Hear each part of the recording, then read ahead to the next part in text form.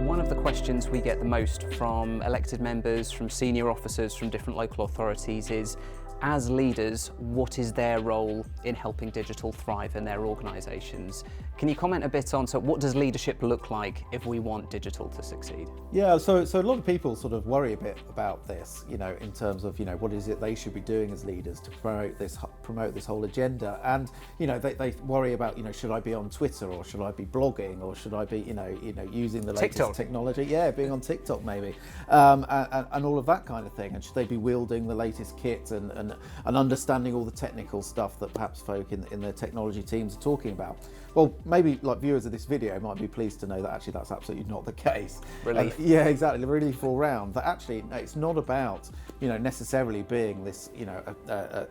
It's great if you are, but you don't need to be like a real sort of digital practitioner in order to be able to lead well in this space. I think the key thing really that digital teams and others in organisations are looking for from their leaders, more than anything else, is a sense of ownership of this and an acknowledgement that an organisation like a council can take a grip on its digital and its technology future, and where it requires some change and some modernisation, that they're able to do that.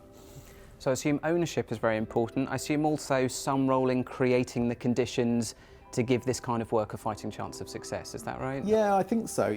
I think giving permission is a huge part of this, and it feels like it's a strange thing to talk about, but actually sort of giving people permission and helping them to feel confident that they can make changes, they can do things a bit differently, and they're not going to get in trouble for doing that, actually is a massive thing. So one of the ways I quite like to phrase that is it necessary for a digital leader to be on Twitter? Probably not. But, is it necessary for them to allow their people to feel like if they want to use Twitter, they can do? Absolutely, that's a big part of what this is all about. And within permission, I'm conscious sometimes we're working with more experimental approaches, or we're setting out on projects where we can't guarantee what the end result will be from the outset. How is part of permission sort of creating a safe space for that to take place? We're not saying we must, give us certainty, give us results in 2 days. And if so, how do we actually get them to do that? Yeah, so I think this is where we get into the fact that doing digital work is actually a very, very different way of working to what councils are used to in a sense. And one of the things that you pick up on there is a really, really important thing. An awful lot of the way that projects and programs are run traditionally in local government, they are absolutely set on what you might call the false certainty of outcomes that are predicted 1 or 2 or 3 years in advance. Hallucinate into the future. And exactly right. And sometimes this is one of the reasons why technology projects get such a bad rep, because they're based on assumptions in effect and guesswork, which sometimes doesn't necessarily come through. So what we want from leaders is to acknowledge the fact that for digital work to be successful, a new approach is needed, a far more agile approach, which is based on iteratively working on projects, but breaking big pieces of work down into much smaller pieces of work, getting them live, getting people using them as quickly as possible, which is a huge cultural shift for councils to be able to get involved in, and having leaders who are visibly bought into that process and supportive of it, even when perhaps other people are questioning it, is really, really important. I assume, does that change the type of questions that leaders ask of digital teams as well? Presumably they're not saying, are we on track to this rigid plan that you sent me a few months ago? What are they asking instead? Yeah, exactly. So you don't, questions like when's it going to be finished, or that kind of thing. Yeah, exactly. Yeah, aren't necessarily the things that people are looking for.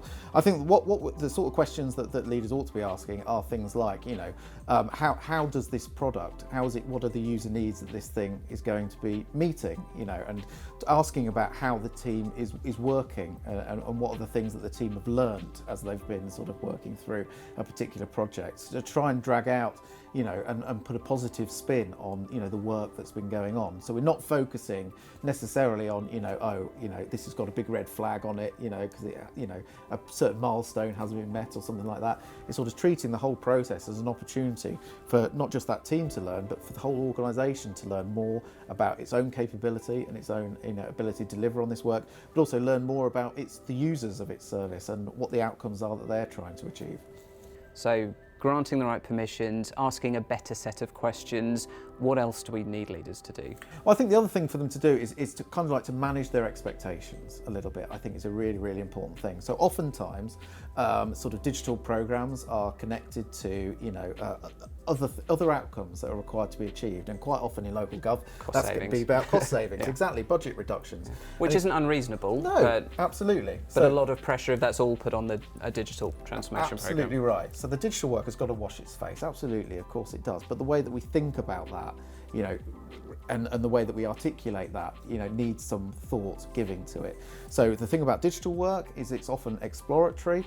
We often know that savings can result from this kind of work, but we're not always clear at the outset exactly what that looks like or what it might actually mean.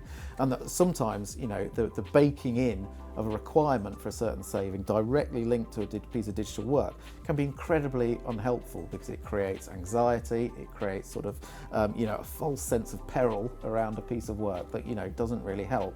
So the thing for leaders, I think, is to think really creatively, because absolutely they've got those organisational sort of corporate outcomes they have to achieve, but how can they think creatively about how can we, make use of digital to help us get to this outcome without necessarily tying the whole thing together and creating that kind of toxic environment, which unfortunately often can result on digital programs. And going back to our Tom Loosemore definition of digital, I guess when we're saying it's about culture and processes, it's not just the processes of the digital team, it's about presumably trying to get a bit more fluidity within an organisation, different services, different teams working together as part of this transformation. Absolutely right, yeah. And it's really sort of leading on that cultural shift across the whole organisation, taking the entire organisation on that journey, and it's not something necessarily that the digital team themselves are not going to instantly become the experts in this kind of stuff. They themselves are learning about this, and there are no real sort of cookie cutter solutions. A lot of the time, it's a case of applying some of this digital thinking to the organisational context that people are working within, and that's a huge learning journey for everybody. And leaders absolutely can lead from the front in that by displaying those kind of learning behaviours, talking about learning from how things have gone wrong in the past, and then sort of moving on and improving things from there. I think describing it as a learning journey is really powerful, because I get the impression sometimes when you have digital transformation projects, they can feel quite threatening to other colleagues, particularly if we're saying we're looking at a particular service area, maybe one that's been running in its own way for a certain set of time. Inevitably, we've got professional egos, we've got different sort of fiefdoms. Again, not even pejoratively, it's just those established structures within local authorities. Right from the top of an organisation, is there some expectation setting to enable us to encroach on some of those areas that may not have had this kind of change before? Yeah, absolutely. I mean, it's really, really important, isn't it, that everybody understands that, the context in which this work is happening. So, in other words, we don't want the digital team to be seen as like this bunch of grim reapers stalking the organisation, looking to make people redundant by replacing them with forms. That's bad.